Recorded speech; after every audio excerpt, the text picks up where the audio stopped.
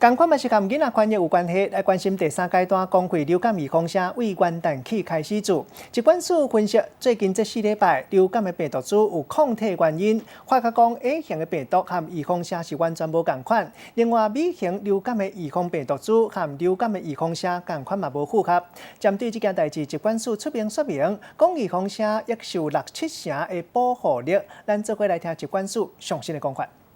1月1号开始，第3阶段公费疫苗接种对象已经开放接种了，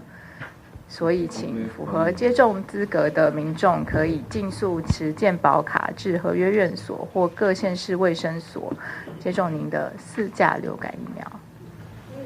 可以。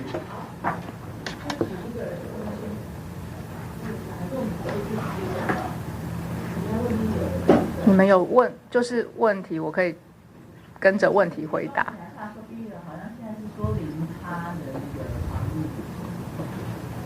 今年我们接种的4价流感疫苗里面有2种 B 型流感病毒株，包括维多利亚株和山形株。那我们在最近几周的病毒学检验发现说，最近流行的维多利亚株和疫苗株的抗原性其实有一点差距。那也就是表示说血清抗原反应没有那么好，但是在这里还是要强调，就是我们的数据看起来流感的不管是重症或是死亡的个案呢，8成到9成以上都是没有打过疫苗的，所以不管这些